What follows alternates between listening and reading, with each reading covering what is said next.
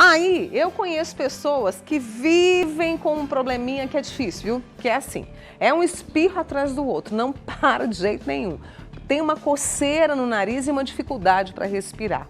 E aí, esses sintomas te acompanham também diariamente? Então, é a rinite. E o que realmente funciona para melhorar, para controlar essas crises? Com a gente hoje o otorrino, o Dr. Carlos Borges, está aqui comigo. Carlos, obrigada, viu, por ter vindo. E é uma queixa mais comum do que a gente imagina e em toda a época do ano, né? E o que a gente tem? É possível controlar, diminuir, curar? O que a gente tem quando se trata de rinite? Bom dia, Mônica. Bom dia. Bom dia a todos que nos assistem, né? Então, realmente, a rinite, assim, é interessante. Existem dois tipos, né? Aquela rinite que acontece em alguns períodos específicos do ano, né?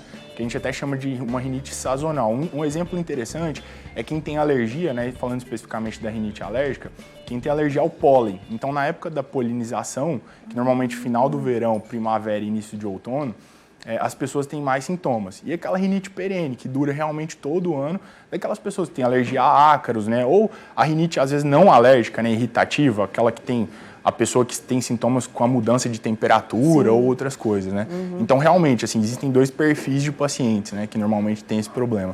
E além de ser muito ruim, né? Porque a pessoa, vamos supor, está trabalhando, aí tem uma crise, ou está no evento, tem uma crise, isso traz um impacto para todas as áreas da vida, né? Exatamente.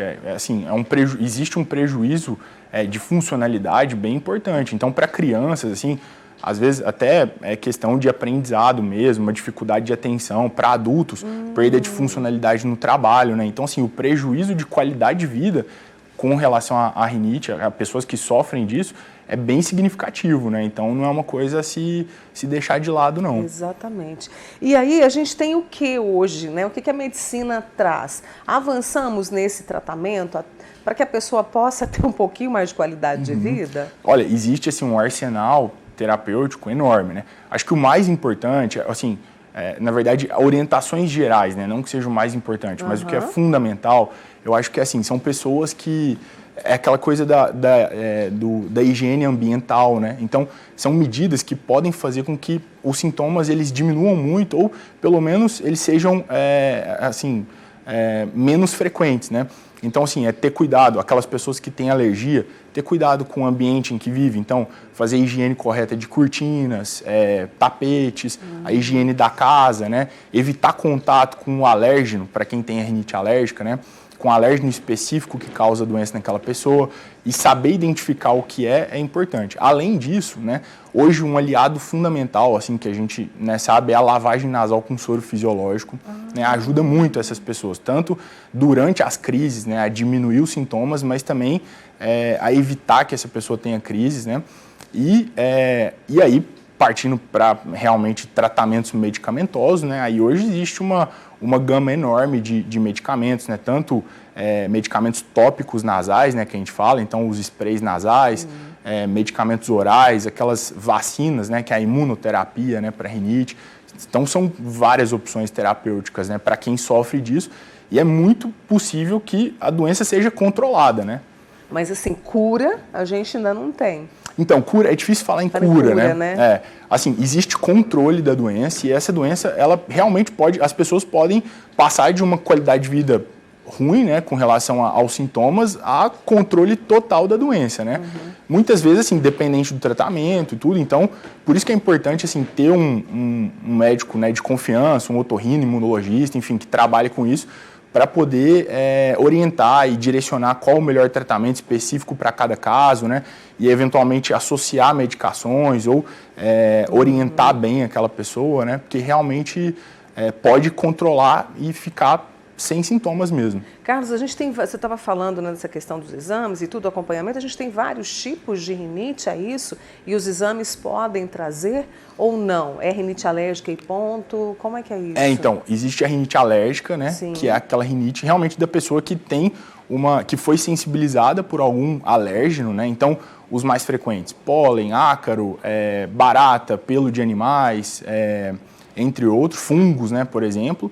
E existem as rinites que não alérgicas. Então, dentro das rinites não alérgicas, tem vários outros tipos de rinite. Então, rinite irritativa, vasomotora, às vezes aquela pessoa que come uma comida mais condimentada ou quente e aí o nariz tem sintomas nasais, a rinite medicamentosa, então quem faz abuso e uso excessivo de medicamentos descongestionantes nasais, né, que são um grande problema, que a gente lida com isso diariamente, né, essa questão do vício com relação a essas medicações.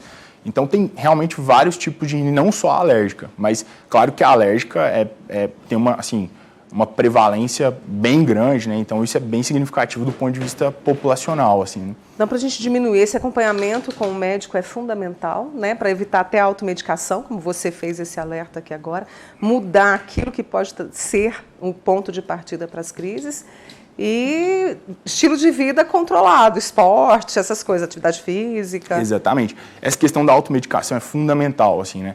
Tem muita gente que, porque, nossa, estou com sintoma, vou tomar um antialérgico, mas é importante saber que, assim, como a gente estava comentando, existem tipos diferentes de rinite, para cada tipo tem um tratamento específico, e é importante ter o acompanhamento com o médico de confiança para poder direcionar, não o remédio mais adequado, mas também a dose adequada e o tempo de uso das medicações, né? Porque, querendo ou não, assim, os remédios hoje em dia têm uma segurança grande, mas, querendo ou não, medicamentos têm efeitos adversos. Então, se forem utilizados por tempos mais prolongados do que o recomendado, ou se forem utilizados numa dose maior do que a recomendada, eles podem trazer algum efeito adverso indesejado, né?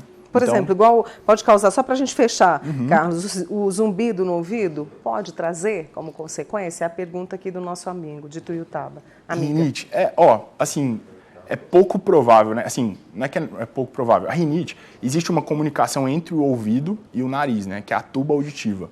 Então, eventualmente, problemas nasais podem causar uma disfunção tubária e isso leva a problemas no ouvido.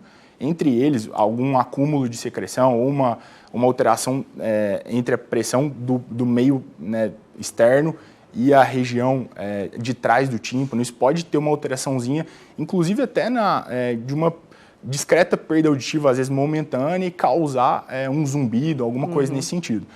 Assim, pode ter essa associação como existe, né? Assim, é uma coisa, como existe essa comunicação e tudo, mas não é um sintoma esperado especificamente da rinite. Assim, a rinite causa zumbido no ouvido. Não é. Mas pelos desdobramentos, né, pode acontecer algum sintoma otológico, né, ou auditivo mesmo.